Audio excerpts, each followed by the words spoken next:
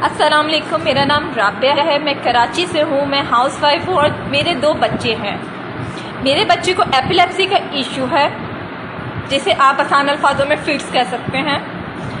मैं एक किराए के घर पे रहती हूँ जिसका किराया 20,000 रुपये है।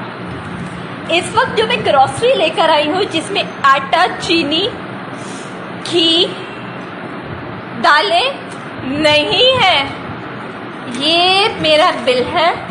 ये मैं अभी लगाऊंगी कि आप लोग देख लें कि इस माँ ने कोई फजूल खर्ची नहीं की है।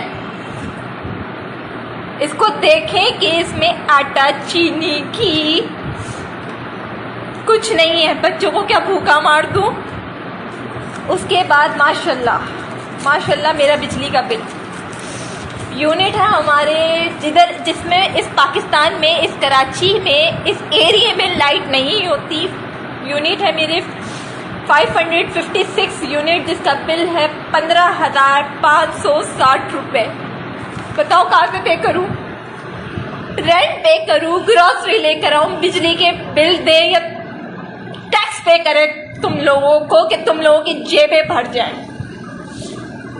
मेरे बच्चे को फिट्स पड़ते हैं, जिसकी मेडिसिन तुम लोगों ने इन 4 महीनों में माशाल्लाह इतनी महंगी कर दी है कि वो भी पिलाना छोड़ दूं। मैं उस मरियम नवाज में, उस शहबाज शरीफ से पूछती हूँ, क्या तुम लोगों को खुदा का खौफ नहीं है?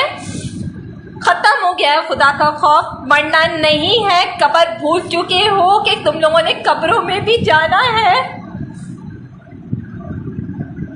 क्या तुम इन मासूमों के आंसुओं का हिसाब तुम लोगों को कब्र पे पूछा नहीं जाएगा कि तुम लोगों ने एक गरीब को मार दिया है? आखिर करे तो क्या करे जिसमें रोजाना की सब्जी नहीं है? बच्चों को दूध पिलाना छोड़ दे, अंडे खिलाना छोड़ दे। 20 रुपए का एक